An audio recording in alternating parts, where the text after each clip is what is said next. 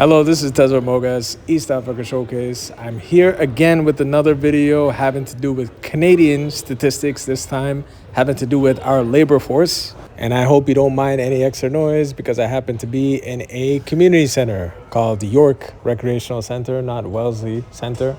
There are 100 community centers, just to remind everybody, publicly funded, so publicly accessible for sports or recreation or libraries as well. This one doesn't have a library, but I thought, why don't I just try to make a video here? And here we are. So statistics, as always, tell a story, okay? Data, statistics, they always tell a story. And whether you are going to be working for a business, working for an organization, or you're going to try to run your own organization, it's important to understand who your potential, keyword potential, market might be. And of course, if you're going to be selling to Canadians, it's going to be Canadian population. So as you might be familiar with, Canada is facing an aging population where the average age is 41.7 years. Let's call it 42 years of age. And that's with the highest immigration levels in the G7. G7 means the group of 7 countries: the United States, Europe, Japan, and Canada. Industrialized nations where there's more products than there are consumers or buyers. So I think I got this from the National Post newspaper, by the way. I had a free article available to me, so I have to give them some credit. National Post newspaper came up with this infographic, not me. It takes time to create these high quality infographics, so I have to give credit where credit is due. Anyways, the main thing I wanted to point you towards is look at the population, percentage of the population over age 65 and the population under age 14.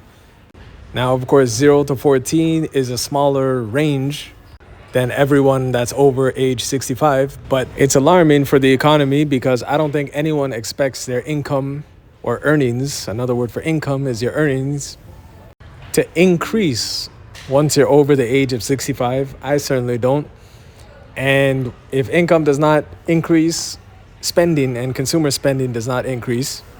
So when somebody wonders why there are no jobs and why there's no economic opportunities for your children or for your relatives and family members and all these different things, I always point to the aging population. And why can't we make things that Canadians and the rest of the world want to buy and spend money on? The 12% of the population that's age 55 to 64 represents 1 out of 5, more than 1 out of 5 working age Canadians. And if you look anywhere in the world, you will not find 21% of your workforce between age 55 and 64. I'm 31 years old.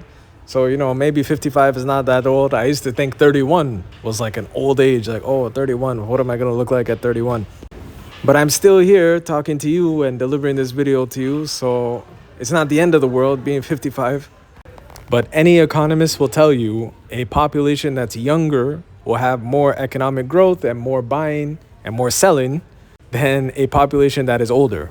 So we have that to contend with.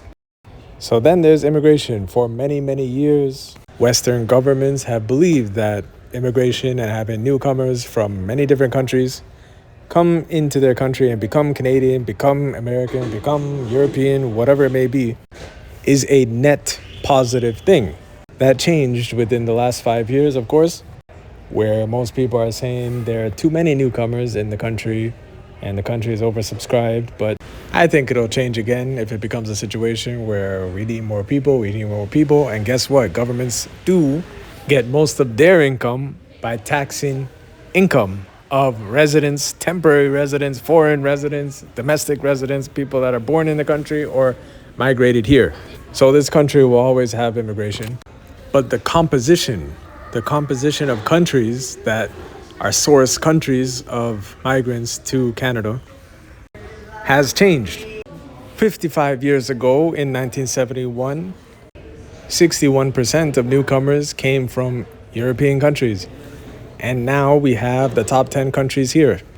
Some countries have increases, some countries have decreases in the number of people coming in. But the interesting thing about this chart is that none of these countries are African countries. It's very interesting. But I'm sure in that USA number and UK number, there are a significant number of people that have come in from European countries to Canada from African countries originally. and I have no problem with that. But it does change the demographics of the country and the culture of the country and the habits of the country and everything else. There's no doubt about that. The one thing we all have in common, nobody wants to go back once they become a Canadian, go back to their home country. And what I've learned today is that it's really hard to record a video in a community center unless it's a quiet area. There are no quiet areas in this community center. But the point has been proven. I've been here for about 1 hour. I've heard so many different languages, some that I recognize, some that I don't recognize, but I have yet to hear anyone besides the people that work here speaking English. And I don't really have a problem with it. With Habeshas, I always say, you speak your preferred language, I'll speak my preferred language, and we can peacefully coexist. Or if you don't want to talk to me because I speak English, I'm okay with that too. Because who wants to waste their time trying to get everyone to like you? I don't think it's worth it. But those are some facts and figures I think you should know about the labor force and immigration. Thanks for watching up until the end. Hope you have a great day and see you in the next video.